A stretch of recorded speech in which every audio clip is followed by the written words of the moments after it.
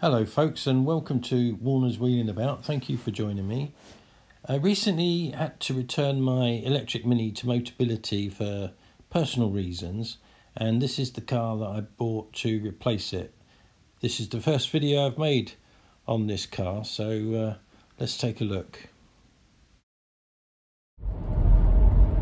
We are on our way from North Lincolnshire to Berkshire. And then we're going to be heading up to Oxford tonight, and then tomorrow morning we're going to head for Cumbria, for the Lake District, for a few days. So I thought this would be a good opportunity to make a comparison between our now current 9.5-year-old BMW 320d GT and our previously owned, now gone, Mini SE Electric. Now, before you EV drivers switch off, this is not an anti-EV video. If you've watched any of my videos before, you'll know that I'm a disabled driver and that I actually loved my Mini Electric, but my problems were when I encountered the public charge network. It just became too difficult, if not impossible, for me to charge the car, especially when I was on my own. So sit back and enjoy the ride, and hopefully you'll find this interesting. So I got the Mini Electric in December 2021. I was very enthusiastic to join the EV car revolution. I've always enjoyed being at the forefront of new technology, and EV cars seemed an obvious direction for me to go in. I'm a Mini lover. I've had lots of Minis. I've still got 2 Minis, and so the Mini Electric was the first choice, if you like. The car itself was fantastic. It was definitely a Mini. It looked like a Mini, it drove like a Mini, and being electric, it was extremely fast and great fun to drive. However, my lack of experience and knowledge, I didn't account for the importance of having home charging. If you've got a home charger and if you've got solar power, then obviously electric cars an ideal choice for you. But in our situation, I don't have a home charger. The public charge network, obviously I had no experience of that. I'd never used it before, and everything that I'd read was all positive. You know, everybody was saying how wonderful it was. So it came as a great surprise when I went to my first public charge and found it completely inaccessible.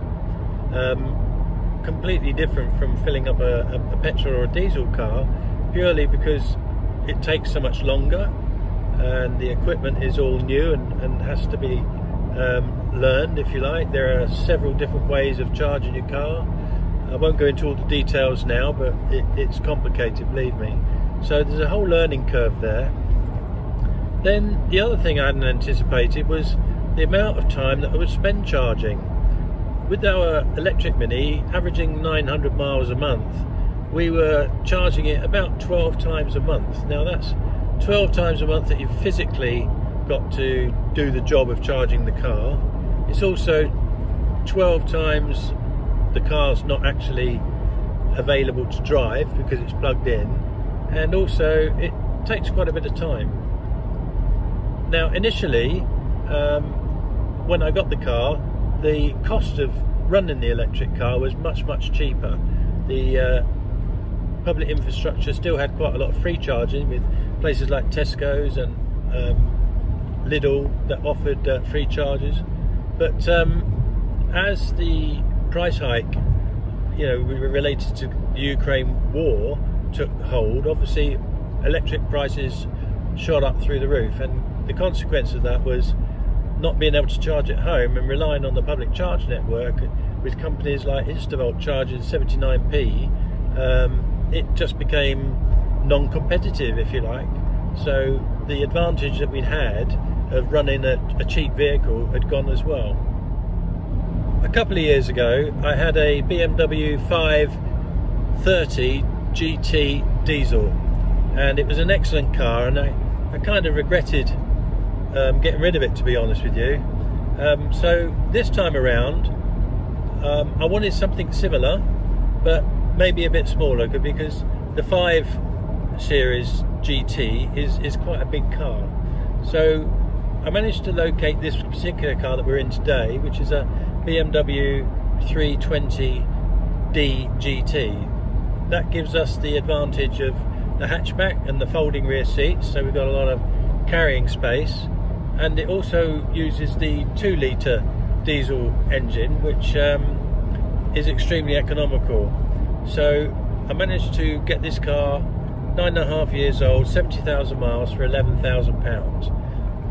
Now obviously with the Motability mini lease, all the expenses were included in the lease, so things like tyres, servicing, RAC cover and insurance was all covered. So going for a second-hand privately owned car, immediately I've got the expense of insurance, servicing and maintenance, etc. So it's a bit of a gamble, but you know, that's what I'm going to be comparing over the next few months, and today's trip is a good chance to really, you know, compare the old second-hand diesel to the new electric.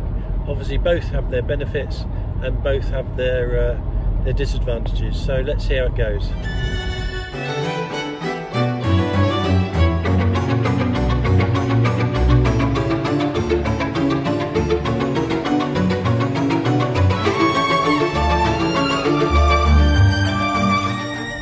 I suppose the first thing to compare is preparation for the trip. Yesterday, Black went to the supermarket to buy a few things, and while she was there, she filled up with diesel and came away with about just short of 600 miles range in the tank. So this morning when we woke up, I haven't given a single thought to where are we going to charge, you know, how much range have I got in the car. It's not anything we need to think about, because we're going to be able to do this whole trip on a single tank. So that's a huge difference between this car and driving the electric car. You really do have to spend quite a lot of time to plan your route and you know, which charges you're going to stop at, to build in the extra time for the charging and so on and so forth. And if you do hit, like you often do, you know, before you get to the M1 there's a lot of traffic, so you divert immediately, you've got to rearrange your mission plan for charging everything else. So much more relaxed in this car than taking the electric car. Now that's not to say all electric cars are the same. Obviously some electric cars have got a lot of range and that therefore wouldn't be a problem, but that's a minority at this stage, especially when you're doing trips like this one. Another comparison between the two cars is the ride. Obviously the Mini is exciting and sporty, firm ride. This is a much more comfortable cruiser.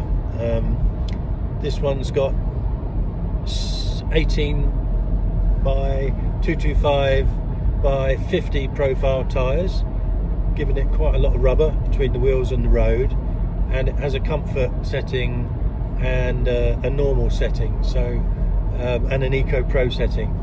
So they're all designed for cruising around really.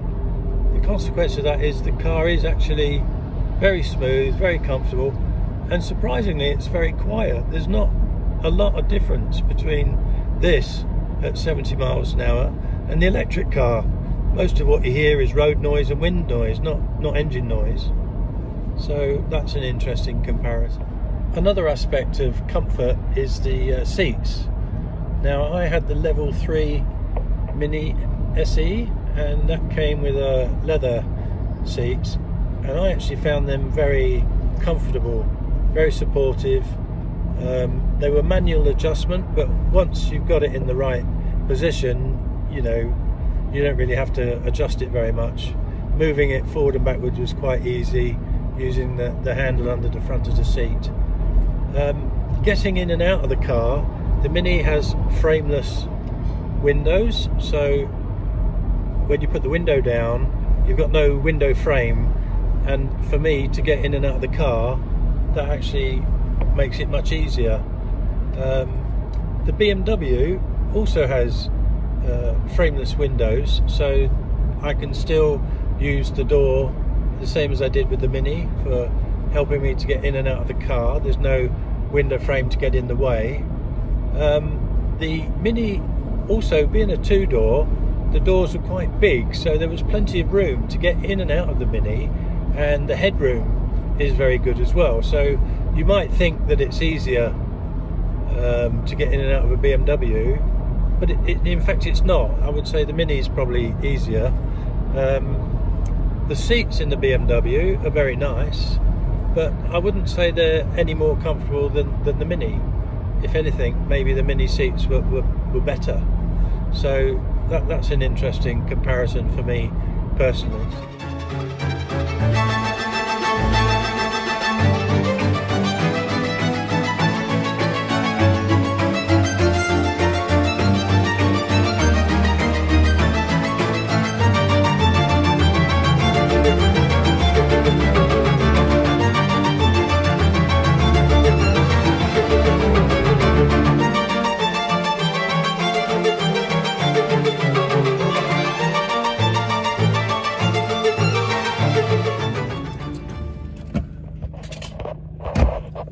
Well done, Mrs. Warner. Good job. Well, we've made it to the Premier Inn in Banbury, just off the M40. It's about 5 o'clock, so good timing. We've had a great day so far. Been to see my auntie and uncle celebrate their 70th wedding anniversary, can you believe? So that's been great. Lots of family and friends, haven't seen for many years. Now we're just going to rest up, charge our batteries, and then in the morning we're setting off for the Lake District. So the car's gone great. I'll put a graphic up to show you what fuel consumption we've had so far and the costs, etc.